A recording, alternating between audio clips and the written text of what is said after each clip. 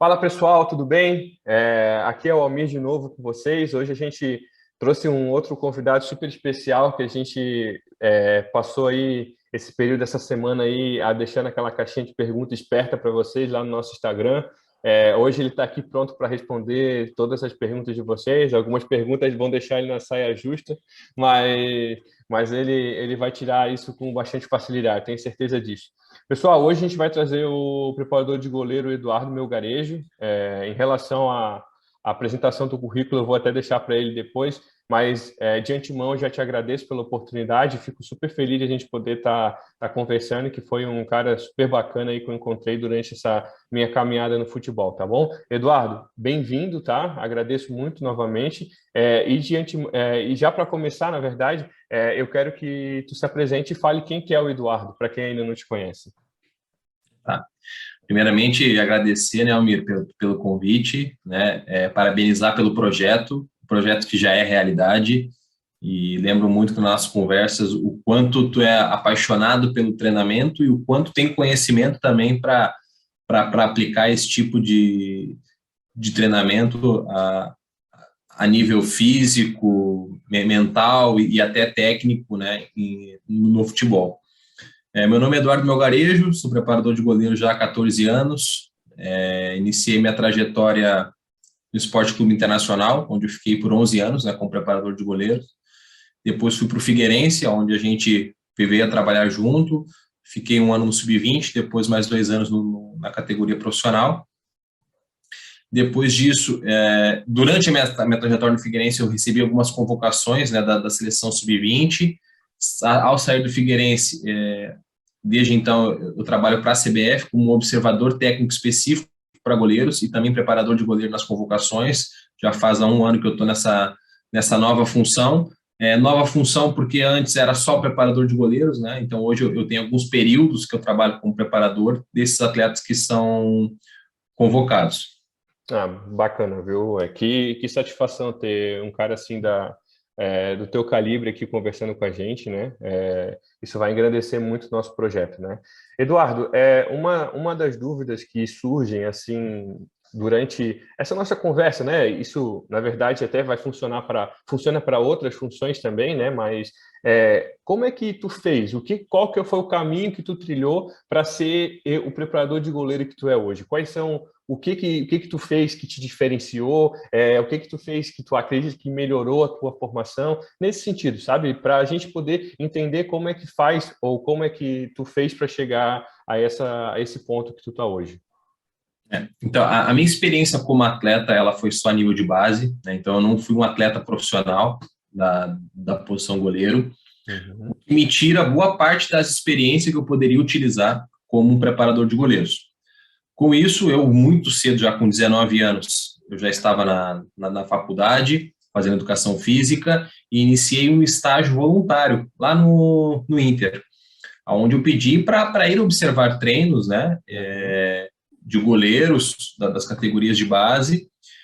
Com isso, fiquei algum tempo como voluntário, fui contratado como estagiário, onde eu tinha já uma categoria para trabalhar, seguia observando muito, até ser contratado. Eu acho que boa parte da minha vivência como preparador de goleiro e experiência que me fez crescer muito foi através das observações e estágios e conversas com preparadores mais experientes e renomados, por eu ter essa minha experiência como atleta limitada a nível de base, né? Então, alguma coisa, obviamente, eu já trazia.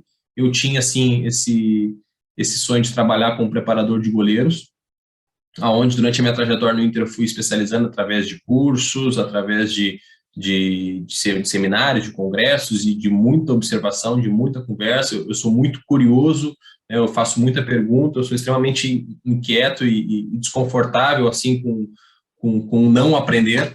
Então, eu acho que isso me diferencia um pouquinho, né, de como eu consigo evoluir e adquirir conhecimento. Uhum. E isso se prolongou. Sou pós-graduado em treinamento esportivo, então gosto muito de ler sobre treinamento, gosto muito de experimentar, de repente, coisas novas que são tendências. Obviamente que eu tenho as minhas crenças em relação ao treinamento, existem muitas linhas de treinamento desportivo, existem muitos princípios que a gente pode estar seguindo, e eu procuro sempre estar lendo e acompanhar essa evolução de acordo com os novos estudos, de acordo com novas linhas aí de trabalho que vem aparecendo. Eduardo, eu não sei se eu estou te interrompendo, mas é que eu quero só pegar um gancho no que tu falou, é que eu acho que ele é super importante e que, às vezes, pode parecer que a gente está aqui para querer ensinar como é que faz as coisas, sabe? E, na verdade, o certo e o errado, ele é muito dependente. O que é certo, né? Hoje, tu pode ter a melhor metodologia vão lá, do Guardiola, Mourinho, enfim, esses caras que são mais renomados a nível de treinamento, né? Mas hoje, o dar certo ou não dar certo, hoje ele é muito condicionado ao resultado, né? Então, não é a questão, o Eduardo faz isso, porque o Eduardo faz isso, é o certo. Ninguém está querendo impor nada disso. Assim, a gente está apresentando ideias, né? E, na verdade, o conhecimento, ele é construído com base nisso, né, Eduardo? A gente poder discutir e contrapor, né? Como tu mesmo bem disse, né? A questão da curiosidade que tu tem, né? Então, não é que esse teu conhecimento ou esse ponto que tu formou hoje não é uma coisa que caiu do céu, né? Isso foi uma coisa que foi sendo construída. Eu me lembro que a gente conversava bastante, né? Quando a gente trabalhava junto, trocava bastante ideia. E isso era uma coisa importante porque faz com que a gente comece a olhar por outros olhos aquele mesmo problema que para ti era uma coisa resolvida, sabe? Pode até ser que a gente continue com a mesma ideia, mas que pelo menos faz a gente refletir para poder ver o que a gente pode fazer de melhor, né? Eu gostei muito dessa tua ideia, dessa tua fala. Eu queria só puxar isso porque, às vezes, para não acabar impondo ou querendo apresentar uma coisa que não é verdade, né? A nossa ideia é bem diferente disso. Eduardo, pode Eu falar. até complemento dizendo que existe a linha A, B, C, D, E, o alfabeto inteiro, e todas dão algum tipo de resultado, né? Basta a gente acreditar, ter muita convicção, ter subsídios e argumentos para utilizar detalhadamente esse tipo de linha. E então, Coerência, né? Coerência isso para aí. estar utilizando, né? Eu não fico defendendo a minha linha de trabalho, que a minha só dá resultado, e aquela ali eu tô falando mal porque não dá. Então, eu confio na minha. Na verdade, essa é a palavra. Isso aí é o que eu também penso, que tu tem que ter confiança, tu tem que ter segurança no que tu tá fazendo, principalmente, né? Bom, a gente falou aí desses passos, né, que tu deu e, pô, tu falou uma coisa que, assim, parece ser coincidência, mas é que a gente que é do futebol, a gente sabe que não é, né? Que é a situação dos estágios voluntários, né? De ir lá, ter que esperar, sentar na beira do campo, ficar olhando e parece que as coisas não vão e daqui a pouco, quando passa um tempo, tu olha para trás assim, porra, eu já estou aqui, passei por isso tudo, sabe? A Cíntia também já falou sobre isso quando a gente conversou. Eu já falei sobre isso em alguns momentos que a gente estava aqui nesse nosso bate-papo e assim, isso é super legal, só que assim, hoje é muito legal ver o Eduardo, né? Hoje o Eduardo foi preparador de goleiro do Inter, foi preparador de goleiro do Figueirense, está na seleção. Porra, é muito legal isso, né, cara? Agora parar e refletir, todo o processo ele é muito importante, né? Então, junto disso, eu queria que tu dividisse também com a gente quais foram as tuas maiores dificuldades, porque assim, hoje pode parecer que é muito fácil, né? Mas tu conseguiu porque tu começou no Inter. Não teve nada a ver com isso. Tem muito trabalho, tem muita questão de autocrítica, de melhora, enfim. Mas, Eduardo, o que tu encontrou? Qual tu pode denominar como sendo as tuas maiores dificuldades durante esse período de formação para ser preparador de goleiro? Olha, eu acho que o dia a dia, né, a questão do ser estagiário, né, da questão de às vezes, eu como fui estagiário com 19, 20 anos, a gente até pela idade, uma baixa maturidade para entender que hoje o Eduardo, de repente, pode estar numa situação melhor. Então, eu acho que essa inquietação, para mim, foi uma dificuldade de achar que até quando iria durar isso, né? Ao mesmo tempo que eu ia pelo outro lado de ser extremamente proativo, criativo, conectado, ético, principalmente, para poder buscar o meu espaço. Então, acho que as dificuldades realmente foram de esperar o momento certo, né? De entender que às vezes as coisas não aconteciam como a gente gostaria, mas que tinha um porquê. Hoje eu entendo os porquês, né? Na verdade, então acho que é muito da maturidade profissional que me fez entender algumas coisas que a gente tem aqui que passar, né? Às vezes dentro do clube tu olha, pô, mas eu acho que eu deveria estar em outra situação, né? Ou deveria ter uma situação um pouco melhor. Então, acho que na verdade foram mais essa que eu vejo como dificuldade, porque as outras coisas eu acho que fazem parte, sabe, Amir? Para não dizer que foi uma dificuldade, trabalhar muito não é uma dificuldade, é uma questão que tem que acontecer. Estudar muito não é uma dificuldade, eu acho que é algo que tem que ser feito, que tem que acontecer. Hoje, com a maturidade que eu tenho, eu entendo dessa forma, entendeu? Eu concordo contigo, né? Ia ter excesso em cabimento se eu falasse ao contrário, né? Mas, enfim, Eduardo, em relação a isso, assim, algumas coisas que a gente percebe, né? Hoje tu é um cara muito novo ainda, né? Então, tu deve ter passou dos 30 faz pouco tempo, e então, e querendo ou não, tu já tem um bom resultado a nível profissional, enfim. Eu queria entender um pouco mais sobre essas nuances em relação à categoria de base e os goleiros profissionais, né? Porque, assim, acredito que durante esse teu período, tu deve estar trabalhado com goleiros mais velhos do que tu, né? Então, querendo ou não, e não que a idade ele influencie, né, Eduardo, nessa questão da capacidade, né? Mas querendo ou não, existe uma diferença, né, entre tu ser o cara da base e tu ser o cara do profissional, às vezes trabalhando com um cara mais rodado, né? A gente trabalhou no Figueirense com alguns, né? E, pô, o trabalho foi inquestionável, né? Tenho certeza que são teus amigos até hoje, tem boa relação com todos eles, né? Mas me explica, Eduardo, ou explica para a gente, na verdade, qual é a diferença entre essa situação da base e essa questão de se tornar um preparador de goleiro do profissional? Muito boa pergunta, Amir. Hoje, na base, obviamente que a questão de imposição e a figura do preparador de goleiro, ela é muito forte com o atleta de base, né? Ele tá ali, sabe, louco para receber conteúdo, ele está iniciando uma trajetória como atleta, ele é uma esponja ainda para absorver muito conhecimento, e quando o atleta profissional já tem uma rodagem, já tem mais tempo, muitas vezes famílias dependem dele, então eles carregam muito mais responsabilidade, a gente sabe que o resultado a nível profissional é muito mais forte do que na base, e passei por situações, sim, de treinar goleiros mais velhos, e eu vejo o treinamento como uma ideia. E, antes de tudo, eu tenho que convencer o atleta dessa minha ideia, né, daquilo que a gente vai treinar, da forma como nós vamos atuar, das intervenções que eu estou fazendo, das correções que eu estou fazendo, eu tenho que conseguir vender isso para ele e fazer ele acreditar que ele vai melhorar com isso. Então, acho que essa capacidade que eu tive com os atletas com quem trabalhei, que eram mais velhos do que eu, e a gente tem um exemplo recente aí que a gente trabalhou junto com o Sidão, né? O Sidão vem de uma carreira onde ele trabalhou em grandes clubes da Série A, né? Uma carreira muito consolidada, de altíssimo nível, e eu chego para ele e eu tenho que convencer o Sidão a fazer algumas coisas diferentes que ele estava acostumado a fazer, seja a nível de treinamento, a nível técnico, a nível tático também, algumas intervenções de jogo, e além disso, né, a humildade do Sidão, a capacidade que ele tem de absorver treinamento, a cabeça aberta, um profissional extremamente inteligente, né, para estar recebendo esse tipo de informação, foi muito fácil com ele, né, talvez pela essa troca constante e pela essa via, né, dupla de caminhos que eu consegui convencer ele facilmente. Então, não tive tanta dificuldade com a maioria dos atletas, acredito que pela capacidade que eu tive de vender, de mostrar para eles que aquilo, de repente, ia dar certo. Assim como deu, a gente teve boas respostas em relação ao Sidão, seja a nível de desempenho no campo, como em treinamento e a questão física dele também. Exatamente.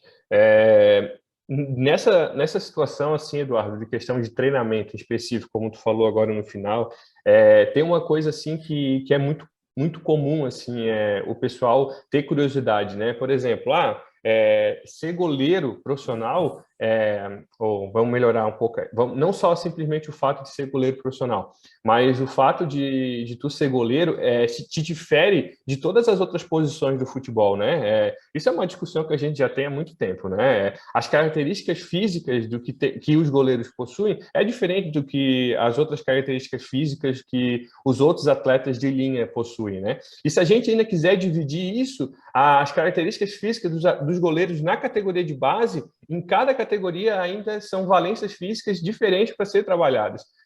Da mesma maneira quando no profissional. No profissional, já tem um atleta fisicamente formado, vamos dizer assim, né? Hoje, se a gente pudesse definir, Eduardo, quais seriam as principais valências que um goleiro precisa ter atualmente? E assim, Eduardo, eu vou até adicionar um pouco nessa pergunta, porque eu sei que tu segue essa linha.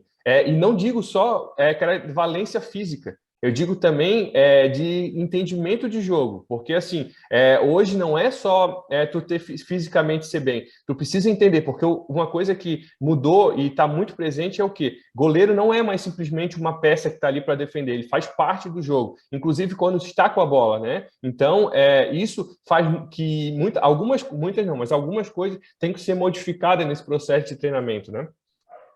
Não, perfeito, e acho que essa emenda da pergunta ela ficou muito boa, porque é onde é o lado que iria.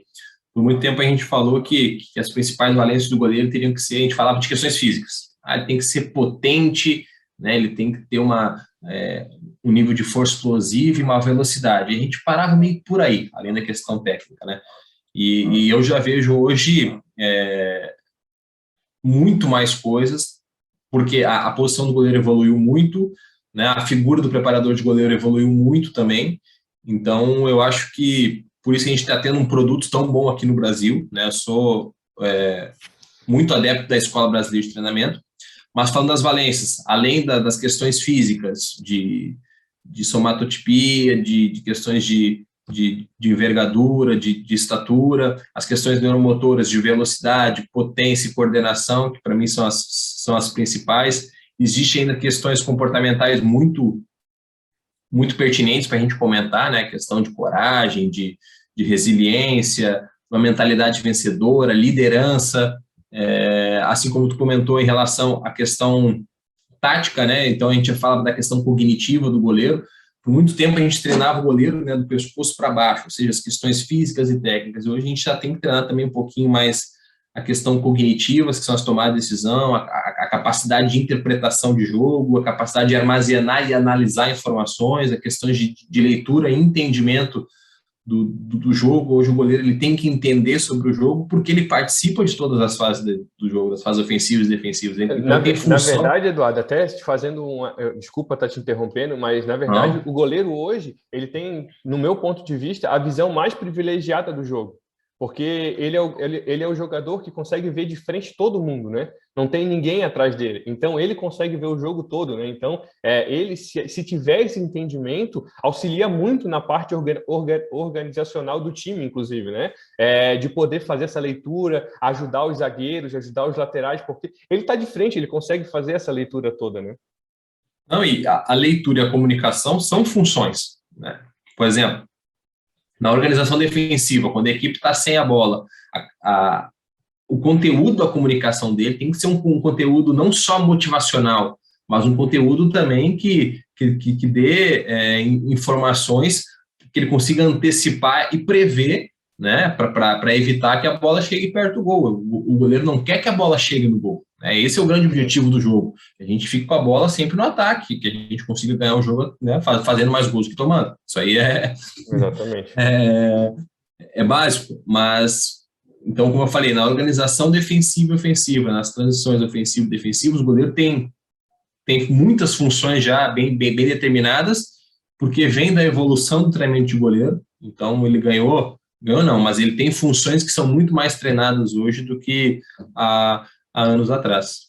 E aí, Eduardo, assim, essa evolução, eu acredito que também tem a ver com a evolução tática do jogo em si, né? Então, algumas linhas de treinamento tático que vêm da Europa, enfim, mas que também são absorvidas aqui no Brasil agora, né? Então, eu acho que se evoluiu muito nesse sentido, né? Da compreensão tática, e aí porque assim, como a gente falou de método de treinamento, não existe o certo, né, Eduardo? Existe o que tu tem mais afinidade de trabalho, o que eu consigo identificar como sendo o melhor a nível de treinamento. Mas aí eu te pergunto, uma dúvida, e essa daqui ela é até assim, ela é cuidadosa na maneira da abordagem que eu tenho em relação a isso, porque não é uma ideia de oposição, mas é da maneira como a gente vai fazer isso ser sinérgico, né? Como é que o preparador de goleiro alinha os métodos de treinamento dele com o método do treinador. Porque não necessariamente eles têm a mesma linha de trabalho, mas os dois, tanto o goleiro quanto os atletas, têm que estar numa mesma sinergia, né? Quando entra ali dentro do campo, todo mundo tem que seguir uma linha que seja semelhante, né? Como é que isso pode acontecer, Eduardo? Ou, na verdade, a linha de trabalho e como o treinador trabalha não tem relação? A gente pode falar do mundo ideal e do mundo real, né? Sim. Mas hoje o preparador de goleiro ele é membro da comissão técnica, né? E ele é um comandado também do treinador. O treinador é o capitão do barco, ele é a linha de frente do trabalho, é ele que define os conceitos de jogo.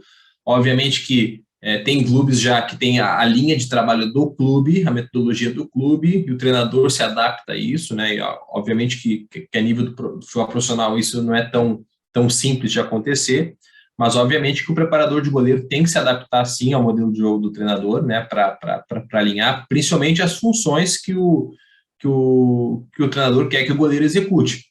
Eu posso ter um treinador que me diga assim, Eduardo, eu não quero que o goleiro jogue com os pés, eu não quero que ele participe da fase ofensiva, tire de meta e bola longa, direciona para o nosso 9, para ele dar a casquinha, os zagueiros não vão recuar para ele, e eu não quero que ele faça a cobertura. Então, ele pode, nosso time pode subir um bloco mais alto e ele pode ficar dentro do gol, não tem problema. A bola nas costas da linha, os zagueiros correm para trás e ele temporiza e protege o gol. É uma escolha do treinador. Ou tem outro treinador que diz, eu quero que ele participe sim da construção ofensiva, o tiro de meta ele vai tentar achar o melhor passe, vai enxergar longe, vai achar o espaço onde a gente pode criar uma superioridade numérica, os zagueiros vão utilizar ele o tempo todo para sair da pressão, então ele tem que abrir linha de passe, ele tem que se posicionar, ele tem que estar olhando e procurando e criando linha de passe o tempo todo. Nosso bloco mais alto, eu quero que ele fique também numa postura mais alta, a gente vai ter pressão na bola, então se tiver a bola nas costas da linha, eu quero que ele execute uma cobertura, eu quero que ele proteja esse espaço, então, de acordo, vindo essas informações do treinador, que eu vou adaptar, obviamente, o meu treino para criar e dar subsídios para os goleiros. Existe um terceiro ponto ainda, que é de ter o goleiro apto a fazer isso. Uhum. A gente, de repente, pode ter um goleiro de um certo nível mais baixo, que não tem essa capacidade ou que nunca tenha feito e que demora um pouquinho mais de tempo para ele adquirir essa capacidade de executar essas funções. E aí vai ver, tem paciência para isso? Tem margem de erro? Lá no futebol profissional, o treinador vai ser cobrado no primeiro erro de cobertura, no primeiro erro de passe, já vai ser cobrado do goleiro e vai desistir do modelo. Então tem muita coisa ainda envolvida nisso aí, mas resumo a minha resposta de que sim, o preparador de goleiro tem que alinhar o trabalho com o treinador e trabalhar de acordo com o que ele quer. Exatamente, eu também penso nisso, por mais que a gente às vezes fique essas questões, né? Assim, o preparador de goleiro não tem... Não é que ele não tem autonomia, o trabalho é ele que define, né? Só que o comportamento, a forma como vai se jogar, isso é uma escolha do treinador, até porque o goleiro faz parte do jogo, né? Então, claro. a definição de como... ele é como se fosse um lateral, um zagueiro, então o comportamento também é definido por ele, né? A gente tem o privilégio de os goleiros terem um preparador específico para eles, né? Mas isso é uma questão que, na verdade, não tem como divergir, né? Perfeito. Eduardo, assim, a gente falou bastante sobre essa tua vivência de clube, do preparador de goleiro, enfim, mas eu também queria explorar um pouquinho mais nessa nossa conversa, essa tua experiência na seleção brasileira de base, né? Então, primeiro, para a gente começar a falar um pouquinho, eu queria que tu tentasse fazer um paralelo entre essas duas situações, entre o clube. Aí fica a critério teu, se for de base, profissional, como tu achar melhor para fazer essa analogia, tá? O clube e a seleção. Quais são as principais diferenças que tu encontra a nível de treinamento? A nível de estrutura, essas coisas assim não faz sentido essa comparação, né? Mas a nível de treinamento, porque querendo ou não, tu acaba pegando atletas que estão na categoria de base, então estão ainda dentro de um processo de formação, né? Como é que leva, ou como que essa situação ela é conduzida, porque vocês na seleção têm um período muito pequeno de contato com o goleiro, né? Contato direto, né? Porque às vezes são períodos de convocações, vamos lá, sei lá, Eduardo, um mês talvez se tem algum período que passa um mês junto aí treinando é muito, né? Mas são raros momentos que tem um período tão grande assim de treinamento, né? Quais as principais diferenças que tu pode falar para a gente em relação ao treinamento no clube e na seleção? Boa pergunta também. Antes de responder exatamente isso, eu vou só explicar um pouquinho do meu trabalho de observador, né? O meu trabalho hoje é fazer visitas aos clubes, né, visitas técnicas, de ver o contexto que os goleiros estão trabalhando, metodologia, conversar com os preparadores, criar relação com os preparadores para que eu tenha informações desses goleiros mais detalhada possível. Eu faço observações de jogos pela televisão em loco, né, eu participo de observação nas convocações também, eu como preparador de goleiro. Então, o meu objetivo é criar um radar, né, de goleiros com os melhores da posição naquele momento. Obviamente que tem algumas convocações que já são a alvo, né, para a gente tá procurando fazer essas observações. Tem atletas já que se destacam por jogo, a gente vai fazer observações direcionadas, vai buscar informações com os clubes, faz a visita técnica. Esse atleta não passa a ser convocado, né, se consolidando, se confirmando esse bom desempenho dele. Ele é observado e avaliado num ambiente de seleção onde a régua é mais alta, onde estão os melhores do Brasil realmente, os melhores da sua categoria. Então, se continua esse período de observação e de avaliação desse atleta, se confirmando isso, ele passa a participar de demais convocações, competições, aí ele vira, assim, um atleta convocado constantemente. Com isso, muitas vezes, o foco da observação é muito o perfil que a gente busca. Qual que é o perfil que a gente busca? É de acordo com as funções que os treinadores querem que os goleiros executem, né? Então, se eu tenho, vou dar um exemplo de um treinador, que ele não quer que o goleiro jogue de nenhuma forma com os pés, quer que proteja só o gol, não quer que proteja espaço, não quer que faça cobertura, quer um goleiro mais, uma linha mais conservadora, né, mais voltada à proteção de meta. Obviamente que o meu radar, a minha pesquisa, a minha observação vai ser voltada para o goleiro desse nível, né, que é o que o treinador hoje quer. Só que o que acontece na seleção é completamente diferente do exemplo que eu dei, né? Uhum. Já se busca um goleiro já que seja proativo, né, de um goleiro com uma capacidade intelectual alta, de um goleiro capaz de tomar boas decisões, que entenda todos os momentos do jogo, que é um goleiro seguro, que é um goleiro que seja uma boa técnica geral, tanto de defesa de meta, quanto de jogo ofensivo, quanto de proteção de espaço. Com isso, o meu foco de observação, obviamente, são goleiros de alto nível. Chegou na convocação, principal diferença de treinamento. Hoje o trabalho sujo é da base, que é o de refino, que é o de estar polindo a técnica, que é o de estar fazendo as maiores correções, onde tem mais tempo de treino, passa muito mais tempo com o preparador, porque as convocações, em média, elas duram 10, 15 dias, né? Salvo as competições, como Copa do Mundo, Sul-Americana, que ganha no total com a competição 40, 50 dias. Mas são 20 de treinamento, 30 de competição. Então, hoje meus treinos na seleção brasileira são muito mais voltados para questões mais sistêmicas, para questões mais de situação de jogo, para ver hoje o que o atleta é capaz de fazer dentro de uma situação de jogo. Vejo como ele consegue tomar as decisões, quais são os tipos de escolhas que ele faz dentro do determinado tipo de situação, ou seja, de defesa de meta. Então, eu não fico fazendo somente treinos analíticos, né? Eu não me baseio somente nessa questão de repetição, de estar corrigindo, porque, como eu falei, eu não sei o que hoje muitas vezes trabalha no clube. Então, eu não posso dizer que ele tem que fazer uma pegada com a mão atrás, a outra em cima, se no clube estão mandando ele fazer com a mão embaixo, a outra em cima. Eu não posso mudar o que o preparador de goleiro faz. Então, eu quero assim, eu vou chutar a bola no gol, eu quero que tu defenda da tua maneira, e eu vou avaliar se aquela maneira ali é a maneira mais segura, é a maneira mais ideal para hoje, para ele implementar isso dentro do modelo de jogo do treinador. E isso que tu tá falando é uma coisa que é bem importante, porque assim, não é que a gente deixa de dar o foco na parte técnica, né? Mas muitas vezes não é a questão que faz toda a diferença, né? Porque hoje a parte técnica, claro que existem limitações, a gente tem atleta que chega, bate no teto, né? Mas é uma parte menos burocrática no sentido de ensinar, né, Eduardo?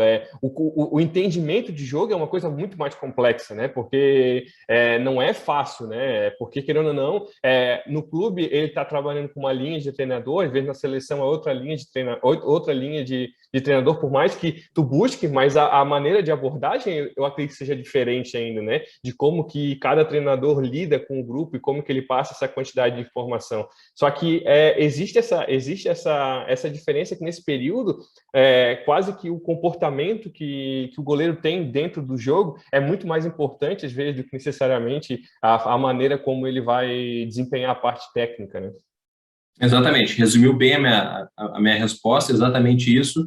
Ele não vai deixar de fazer, muitas vezes eu coloco treinos analíticos também, porque é uma forma de avaliar a questão técnica, mas não é o principal. Eu quero ver como é que são as questões de hoje, dos princípios que ele tem, o que ele traz do clube hoje que ele possa oferecer para a seleção brasileira. E outra coisa? Se discute muito assim, quais são os critérios de convocação. É o histórico que o atleta tem, o momento que ele vive e a projeção que ele pode dar. Né? Então, muitas vezes o atleta tem os três, às vezes vai ter só um bom momento, né? Às vezes ele tem uma projeção, mas ele não está vivendo um bom momento. Então, são pilares que se baseiam dentro de uma reunião de convocação. Eu até vou me estender um pouco mais nessa pergunta, Eduardo, porque até que a gente indiretamente já respondeu a próxima pergunta, que era relacionada a o que tu observa, né, nos goleiros. Na pergunta em específica que fizeram para a gente era nos goleiros sub-15, né? O que tu observa para convocar para a seleção? A gente já falou um pouco sobre isso, claro que deve ter outras situações ainda que tu pode pontuar, que eu acho que são importantes, até porque eu não imagino que o sub-15 tem uma característica específica, o sub-17 tem outra característica específica, o sub-20... Assim, a gente não está procurando 3 modelos de goleiro diferentes, sabe? Né? Até porque eu acredito que existe uma linha norteadora, né, do que qual que é o final do processo, né?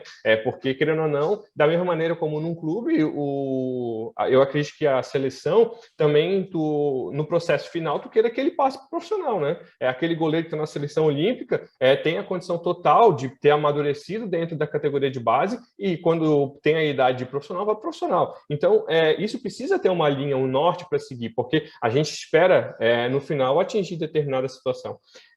Mas nos ajude, Eduardo, a compreender melhor essa situação, sabe? Porque é muito rico o que tu está falando, né? E eu acredito que não é uma maneira simples de avaliar e também seria muita pretensão minha achar que a gente conseguiria, nesse espaço de tempo que a gente tem, colocar com clareza para todo mundo ou expor todas as situações, né? Porque da maneira como assim, eu estava conversando há um tempo com um amigo meu, e aí falando sobre como é que a gente faz para definir as escolhas fisiológicas. Pô, calma aí, eu vou te falar como a gente faz, mas para chegar no ponto de estar fazendo aquela escolha, teve muitos outros processos antes, né? Então, se eu falar para ti, eu dou o trote no final do jogo, o trote final do jogo é um elemento muito pequeno desse processo, mas é o porquê que tu fez aquilo, como é que tu fez para chegar naquilo. Isso é só um exemplo, não que seja motivo da gente estar discutindo.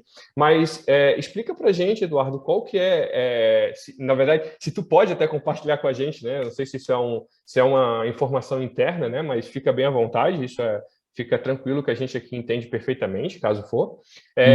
Explica para a gente um pouco mais sobre essa situação das observações, né? Existe diferença entre as categorias? O sub-15 tem uma característica diferente ou não? Enfim. Hoje, quando eu faço as visitas técnicas, eu faço uma apresentação para os profissionais do clube, justamente falando desses critérios. Porque eu acho que o maior interessado, não, mas quem tem que saber realmente são os clubes, né? O que hoje a seleção busca a nível de goleiro. Eu sou um observador técnico, eu não sou responsável pela convocação. Vou falar um pouquinho mais depois como chega esse atleta, né, no período de convocação. Mas, na verdade, eu sou o responsável por abastecer o departamento e os treinadores com o máximo de informações possíveis sobre o atleta dessa posição. Até só fazendo um gancho no final da tua pergunta, que tu falou sobre a continuidade do atleta na seleção, a gente tem exemplos do Alisson, que foi convocado na sub-17, sub-20 e hoje frequentemente convocado para a principal. O Lucão, um atleta do Vasco, esteve na sub-14, 15, 17, 20, esteve na Olimpíada também. E o Matheus Donelli, do Corinthians, também é um outro exemplo. O Léo Link, do Atlético Paranaense, e João Fernando tiveram convocados na sub-20 e na sub-17 e sub-20 foram convocados para participar de uns treinos na principal também. Então, acho, com certeza, se pensa na continuidade do atleta, né, e não que ele resolva o problema só naquele momento. Um exemplo, vou pegar um atleta com uma maturação fechada, com uma biotipia hoje que não é a ideal para um goleiro, mas ele resolve o problema do sub-15, entendeu? Então, se avalia um contexto e procura achar aquele goleiro que realmente tem uma projeção a longo prazo.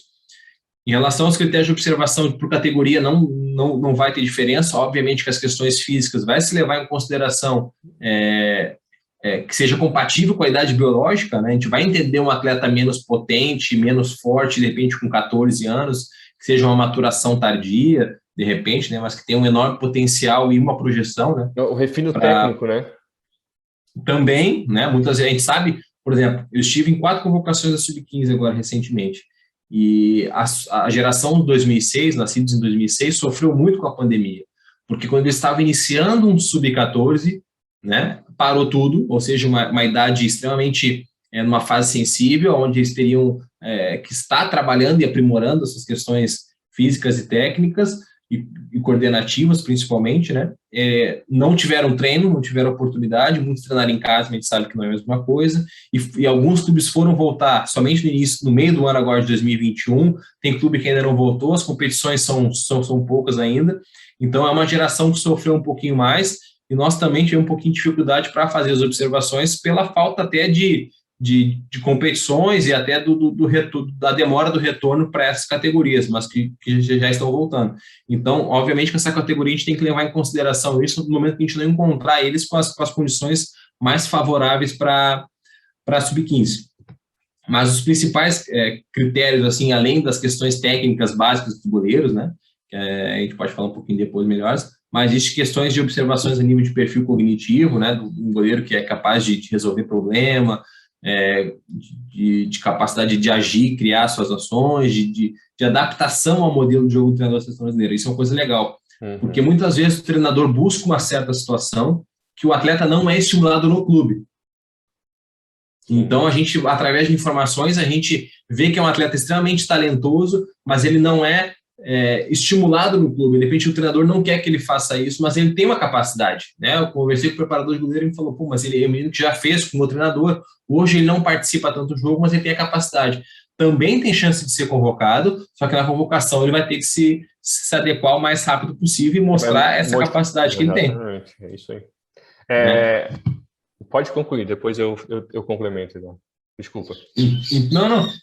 Então, muitas vezes, assim, a questão das habilidades técnicas vão ser observadas, a relação que ele tem de posicionamento, de relação com mais elementos, referências do jogo, como ele se posiciona com o gol, com a pequena área, com a grande área, com a primeira linha, a questão tática em pequenos grupos, né, como é que eles se comportam nas fases defensiva e ofensiva, e claro que o jogo como um todo também é uma forma de avaliar. As questões mais específicas dos goleiros defensivos e ofensivos eu não vou entrar muito, mas seria lá as saídas de gol, as quedas, os recursos, os acabamentos de defesa, o deslocamento, essas coisas.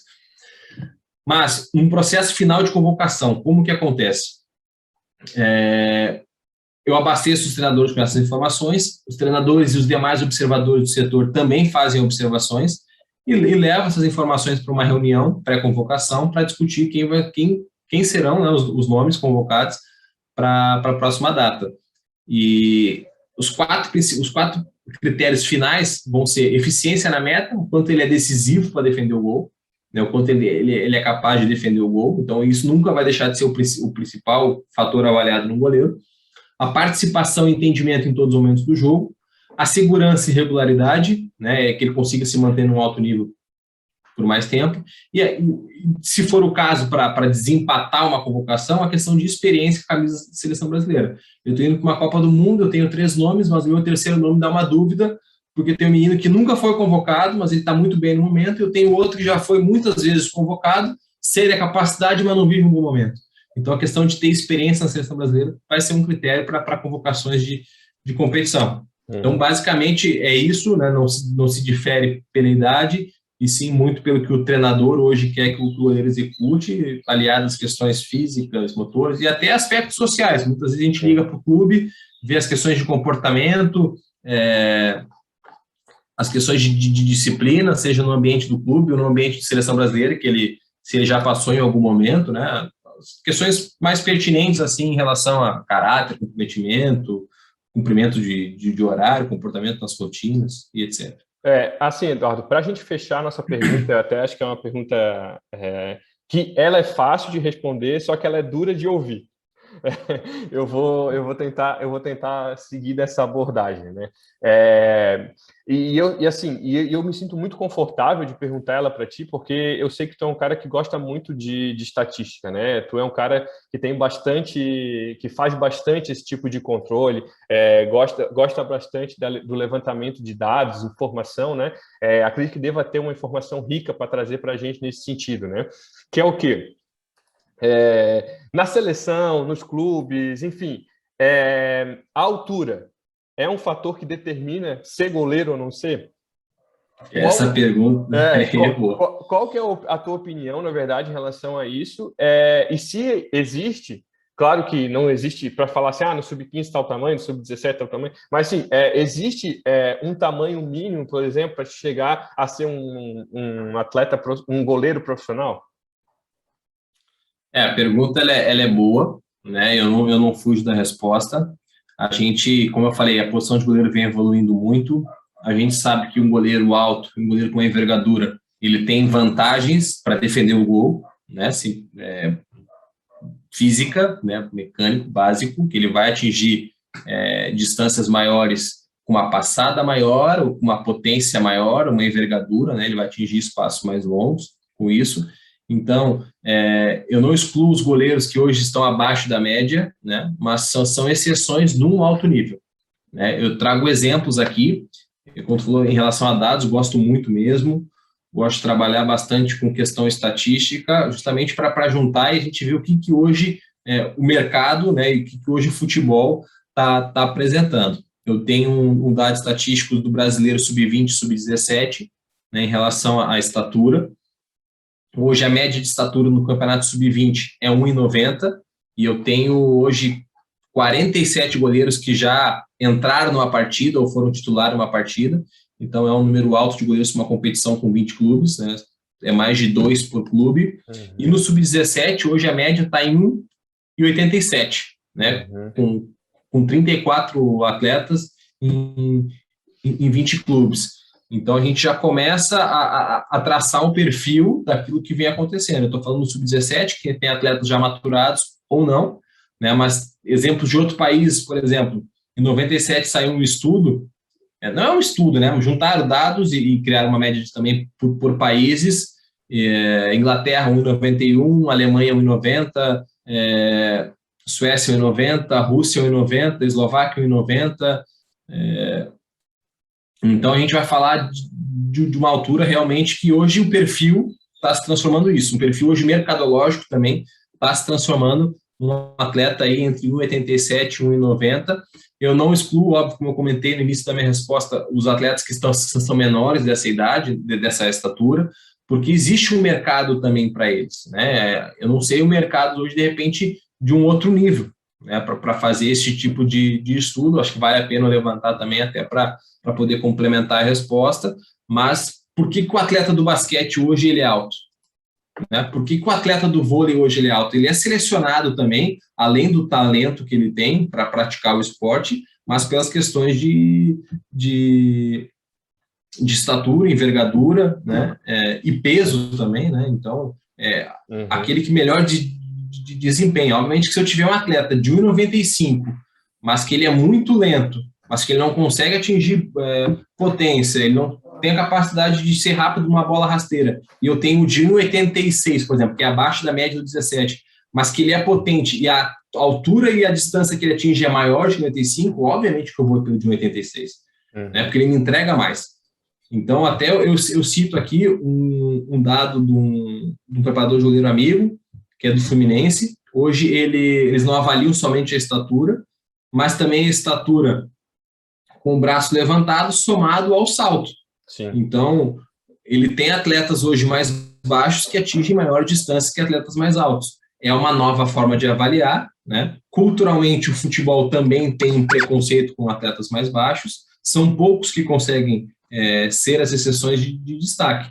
Então, o que eu estou fazendo aqui é me posicionando em relação a isso, com os dados que hoje o futebol me entrega, não é com o que o Eduardo está impondo. Não, e é uma coisa que até queria deixar bem claro, assim, é como lá na minha fala lá do começo, né, que aqui a gente não tá para falar o que é verdade, o que é mentira, né, aqui a gente tá para expor um ponto de vista, como tu tá expondo o teu, eu vou expor o meu agora também nesse sentido, né, eu quero deixar bem claro, não existe verdades absolutas, mas, pô, então eu estava ouvindo lá o Almir e o Eduardo falar, eu tenho 1,85, eu não vou ser goleiro, porque eu tenho 1,85. Não, esquece isso, não tem a ver com a questão do teu tamanho, tem a ver com o que a gente está encontrando de informação. Pode ser que tu tenha 1,85 e tu seja, como tem goleiro que tem 1,85 e é goleiro de Série A, Série B do Campeonato Brasileiro. Só que dentro do que a gente tem, e eu acho que a gente tem que se apegar a isso, não só a isso, mas isso tem que ser um dado, é o que a gente encontra hoje com os clubes de mais alto nível, né? Que é o que tem de linha de característica física, né?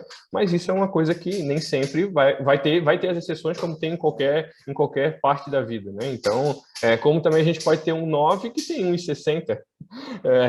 Tudo bem, sabe? Essas são questões que vão acontecer independente do que esteja impondo pela realidade, né? Mas isso é uma coisa que tem que deixar bem claro quando a gente estiver falando nesse aspecto, né? Eduardo, mais Sim. alguma coisa para complementar nesse sentido?